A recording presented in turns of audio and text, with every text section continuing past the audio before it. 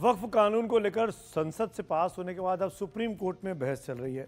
वक्फ कानून पर आपको जैसे पता है कि देश के दो बड़े राज्यों में इस वक्त गहन चर्चा विमर्श चल रहा है। ये दो बड़े राज्य हैं बंगाल, जहां पर हिंसा हो रही है, और दूसरा बड़ा राज्य है उत्तर प्रदेश, जहां पर इस कानून को लेकर विरोध प्रदर्शन नहीं हो रहे हैं। उल्टा वहां की पार्टी यानी सत्तारूढ़ पार्टी बीजेपी ने एक नए तरीके का फॉर्मूला अपनाया है। बीजेपी ने यूपी के मुसलमानों को इसके फायदे यानी वक्फ कानून के फायदे बताने का अभियान शुरू कर दिया है। 15 दिनों तक पार्टी के सांसद, विधायक से लेकर बूथ कार्यकर्ता मुसलमानों के घर जाएंगे। बीजेपी की रणनीति अमीर बनाम गरीब मुसलमान करने की है। इससे पहले पार्टी का पसमंदा मुसलमान वाला फॉर्मूला ज़्यादा नहीं चला था, लेकिन अब अभी भी बीजेपी ने हार नहीं मानी है और उसको लगता है कि वो मुस्लिम वोट बैंक में अगड़े बनाम पिछड़े या अमीर बनाम गरीब कर कर अपना फायदा देख सकती है।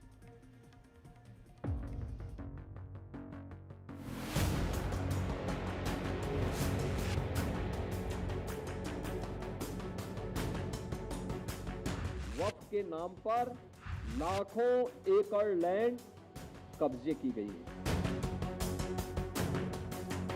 जो बिल लाया जा रहा है, भारतीय जनता पार्टी में एक मुकाबला चल रहा है।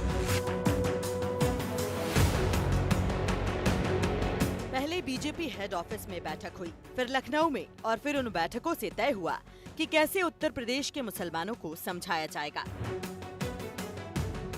प्लान तैयार हुआ, तारीख भी तय हो गई। 20 अप्रैल को इसी दिन से यूपी में 15 दिनों का अभियान चलेगा, जिसका नाम रखा गया है वक्फ समझदारी अभियान। सांसद से लेकर बूथ लेवल कार्यकर्ता मुसलमानों का दरवाजा खटखटाएंगे और समझाएंगे कि कैसे वक्फ कानून उनके भले के लिए है। सभी भाजपा के सांसद, विधायक, जनप्रतिनिधि और जो भाजपा के जिलाध्यक्ष और सभी वरिष्ठ कार्यकर्ता इसमें लोगों से संवाद करेंगे और बिल की सही जानकारी लोगों तक पहुंचाएंगे।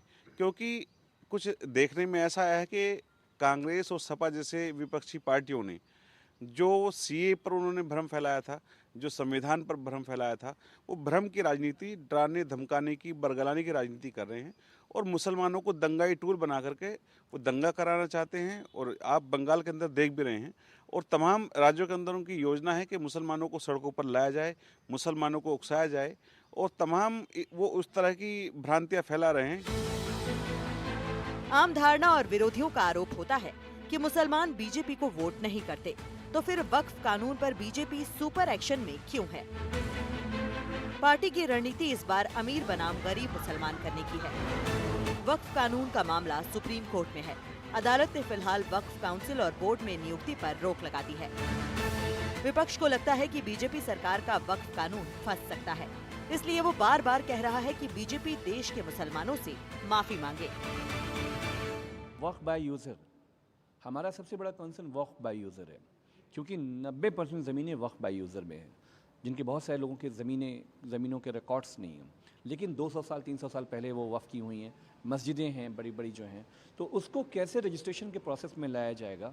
तो सरकार इस पर बैकफुट पे आई और हम ये समझते हैं कि एनडीए जो है भारत के संविधान को नहीं मानता। देश तो संविधान से चलेगा और माननीय अखिलेश जी चाहते हैं कि इस देश में शांति, तरक्की, सौहार्द, भारत आगे जाए, नागरिकों में एकता और अखंडता हो, जिसको परस्पर तोड़ने का प्रयास एनडीए ने जारी कर रखा है।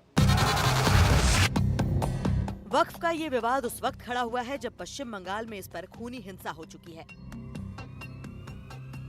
बंगाल में हिंसा को लेकर उत्तर प्रदेश के मुख्यमंत्री योगी आदित्यनाथ पहले ही कह चुके हैं कि कानून हाथ में लेने वालों से कैसे निपटा जाता है। आप देख रहे होंगे बंगाल जल रहा है, वहां की मुख्यमंत्री चुप है, दंगाइयों को शांति दूत कहती है। अरे लातों के भूत बातों से कहां मानने वाले हैं?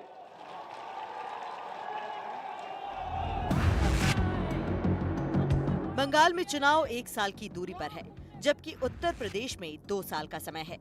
बीजेपी के लिए बंगाल भी अहम है और उत्तर प्रदेश तो अहम है ही। बीजेपी इससे पहले पसमानदा मुसलमानों को अपना बनाने की कोशिश कर चुकी है। 3 तलाक के खिलाफ कानून लाकर महिला मुसलमानों पर भी दांव लगा चुकी है। लेकिन अब तक बीजेपी के हाथ खाली रहे हैं। लेकिन हाल ही में कुंदरकी के विधानसभा उपचुनाव में बीजेपी का उम्मीदवार करीब 1.5 लाख वोटों के अंतर से जीत गया, जबकि यहाँ पर 65% मुस्लिम वोटर हैं। इसलिए बीजेपी को लगता है कि मुसलमानों का मन बदलने लगा है। लखनऊ से पंकज झा की रिपोर्ट, एनडीटीवी इंडिया के लिए।